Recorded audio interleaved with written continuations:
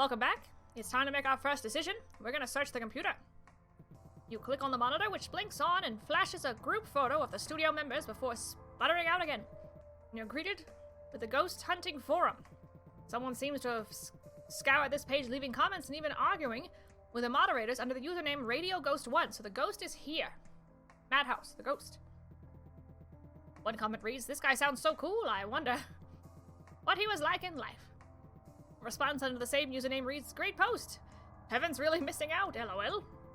Scrolling down, you see that Mike's been banned for self-advertising. With that yelp, turning around sharply as something cold brushes against you. A human-sized figure crafted out of empty, toxic waste cans sits in the dusty office chair. The figure has a marker mouth hanging open in a smile. Its head built from half a crushed milk jug and paper clips strung together like hair. A name tag clipped to the forehead reads, Debbie. This is seriously creepy. Let's see here.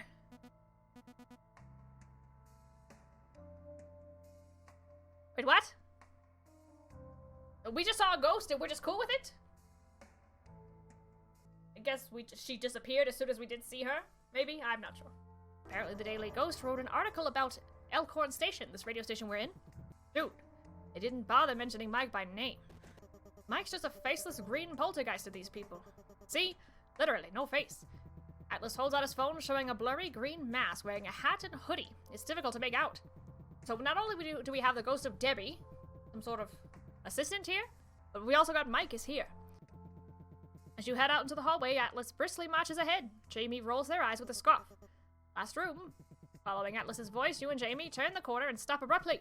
He's fiddling with a doorknob and pointing a feeler up at the glowing on-air sign that fills the hall with an eerie red light. So the on-air sign has come on. It's totally jammed. Atlas is cut short as a hand shoots out from the door, grabbing at the moth's neck fluff. It stops, confused, and slinks back behind the door. Guess I scared him off. He's so chill! Is that the best you can do? I doubt it. The door suddenly vanishes. The door vanishes, leaving Atlas tumbling into the studio room. Well. Madhouse! What took you so long? Y'all three totally left me hanging. Dead air is a career killer in this line of work. You could have at least rescheduled with my producer. Could this be right? You mean the jug-headed abomination back in the office? Was that Debbie? Literal jughead. Ah, so you met him. Not much of a talker. So, who are you and what do you want? Wow. Suddenly blinking into view, Mike appears in his full ghoulish glory. Wait, hold on. You're really real. Are you listening to me? Of course I'm real. You think I host a radio show just for kicks? I've been waiting for a special guest slot for ages. Oh my gosh, Mike Madhouse. Atlas takes a sharp breath, absolutely starstruck at the sight of his hero, a real urban legend. I'm a huge fan. Urgh. Jamie's upset. Atlas looks up at Jamie, who's blankly staring at Mike. Hunger glazed over their eyes. Oh, they want to eat them. Jamie. Don't. He turns back towards the Phantom and squeaks. We're here to join you on tonight's show. Madhouse pauses. I don't think that'd be a good idea. Come on, loosen To up. turn down such big fans! Except you, the one with the ram horns. I don't deal with devils. Bold choice of words for a dead man. Atlas does a giddy fist pump to himself and stands up straight. Booyah! Sweet. Yes, this is business. I'm a serious business boy. This person definitely likes the McElroys. Good evening, freaksters. Back live at Elkhorn Radio, located just off Route 101, over the river and through the woods. For those just tuning in, I'm your ghastly host, Madhouse Mike, and welcome to the Witching Hour. Alright, so it looks like I have HP. We've got a special treat tonight, guests from the realm of the living. Why don't you introduce yourselves? Mike makes a nod, doing the two-in. Hey, Next, if you're listening, you owe me $20! Oh, great. Dude. Just fantastic. Now is not the time. You whisper at the Mothman, shooting him a glare. I'm Douglas, and this is Atlas. I just moved to Longhope. We're both big fans. Why, you've got guts moving into a town full of cryptids. Wait, hold on. I guess so. Then there's your buddy Atlas here, who's the one and only Mothman, prophet of the Silver Bridge, bringer of disaster. So, was it like being an omen of destruction? Some say that the Mothman can perceive the future. No, that'd be my dad. I'm just a Mothman, not the Mothman. I can't really control my visions either. I'm just here helping out a friend. You can see the future? Alright, let's stay on topic. Mike waves his hand around, shaking his head with a smile. I say we move on to our next segment. How about some episodic callbacks? It should be a total breeze for such big fans. Oh no, do we have to do a quiz? Yeah, I'm a real mega fan. Episode 15, which undead horror did we interview on the show? You sit there quietly shuffling your feet and tapping the counter, unsure of what to say. Shouldn't Atlas know the answer? A ghost cat, or a spooky spaghetti, or my mom. It could be the ghost cat, it could be Taro.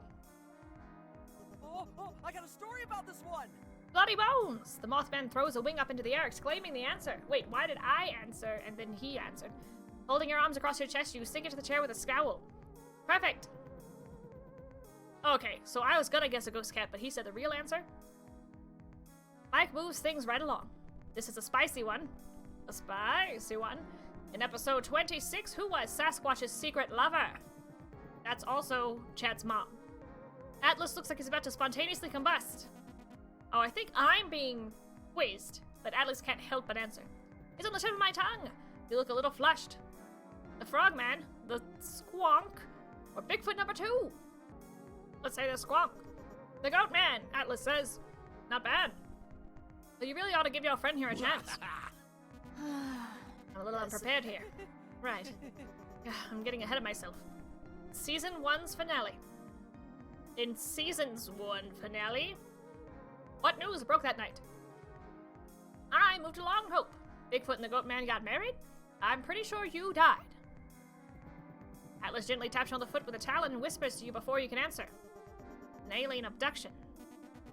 It was aliens. Oh yeah? How many episodes of my show aired on the radio? Atlas whispers to you in a hushed voice. 32! Correct. The ghost smile falters, giving the two a cold look. Next question. What did I have for breakfast? Now hang on. Was it the energy drink? You look at Atlas for an answer, but he doesn't respond. I don't know. The ghost is absolutely thrilled by his answer, giggling to himself, and he slaps his soundboard. Any real listener would know I skip breakfast. You just listen to me! That's totally unfair. Fine. Who freaking cares? Atlas, who sponsored Season 2's recap episode? Atlas shrugs. Nice. I skipped the ad breaks. How do you skip ads on the radio? That's it. We're cutting to commercial. Mike's smile falters as he flicks off the microphones and whirls around. You two turds are totally ruining my show. He points at Atlas. You! Me? You'll be helping me out here. The ghost growls and clicks on the microphone, snapping back into his chipper host persona. Oh. Heck yes! Now, you all know that I personally love toxic waste. In fact, I drank so much that my skin turned green. Ha! But I can recognize my own biases, so don't just take my word for it. Atlas pal, why don't you try out their newest flavor, Beyond the Grave? A can of toxic waste suddenly appears in the Mothman's grasp, and as if he's always been holding it. Atlas grips the can in his claws and cracks it open, letting the green foam trail out down his feathers. I got a bad feeling about this. Yeah, sure, but didn't this lukewarm soda literally kill you? Just drink it. He takes a sip. Oh! He drops like a rock. So what do you think? I'm sure we're all dying to know. He suddenly perks right back up. Oh, and wipes away the green liquid trailing from his mouth. Wowzers, I feel like my skeleton could jump out and dance a jig. Seriously, Beyond the Grave will knock your socks off. You jump from your seat. What's going on? What did you just do to Atlas? Chillax, it's only temporary, assuming you can get through this next segment. It's time for my favorite game, fake or folklore. The rules are easy. Mike here will describe a cryptid, and you'll have to guess what it is. If you get it wrong, you'll suffer a tiny penalty. If you're alive by the end, you'll win. A penalty. I'm guessing you'll kill me if I refuse to play. No way! I'll just be keeping Atlas as collateral, so by all means, leave your precious Mothman behind. I could use a co-host. Fine. I'll play a stupid game. Question 1. Sighted in 1971, the Missouri monster Momo is known to scare off attackers with what? Throwing heavy logs and rocks at supposed attackers, it stinks, or a strongly worded letter. Momo, the monster from Missouri. What do you think, chat? I'm scared to guess wrong.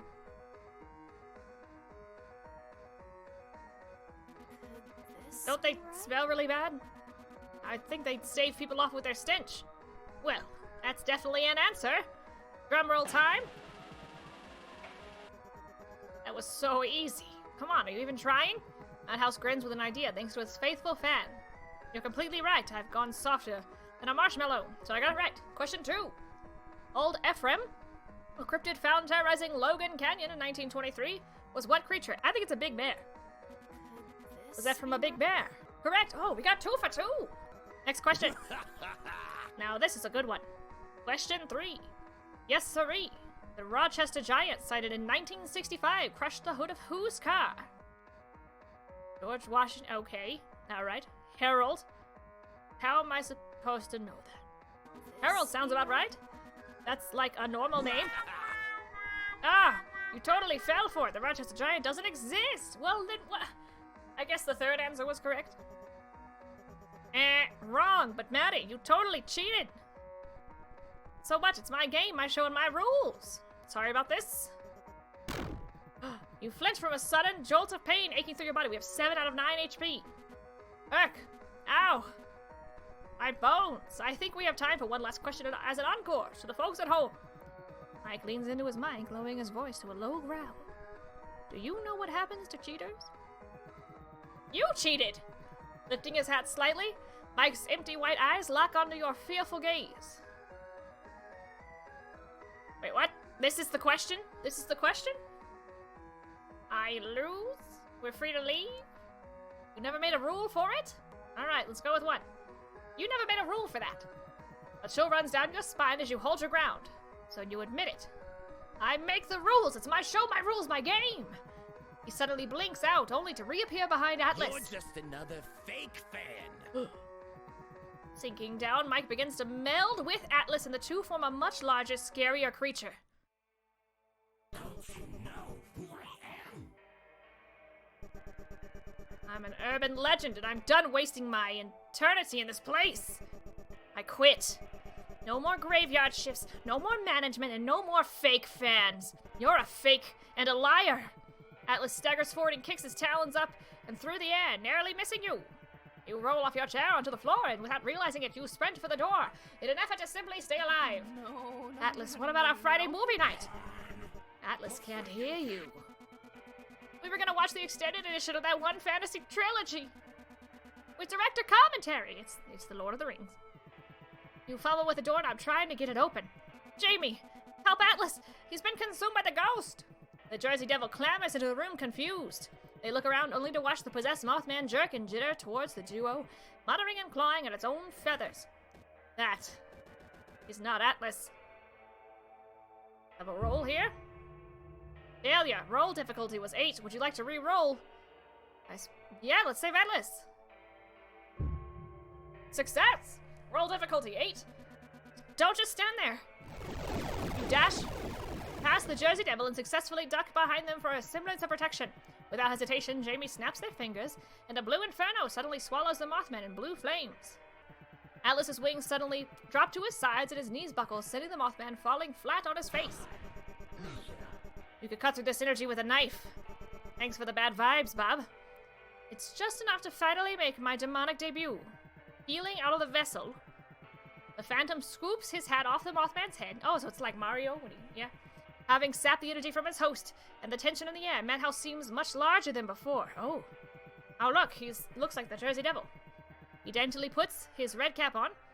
Spines sprout from his back and curled horns coil around the crown of the Phantom's head. Jamie takes a sharp breath. You need to run.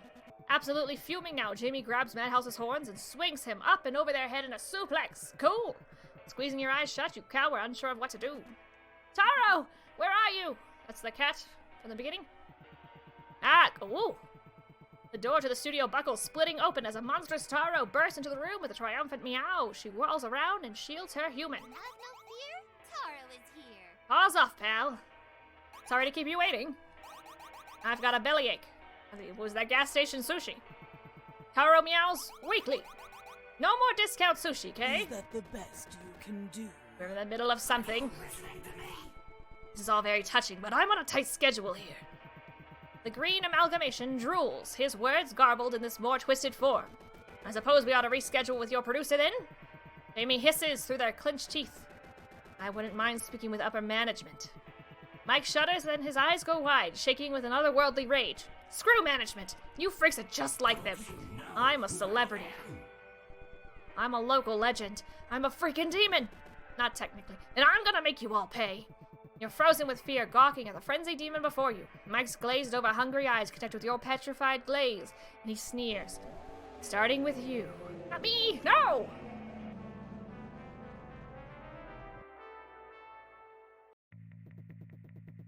Tune in to the next episode to find out what happens.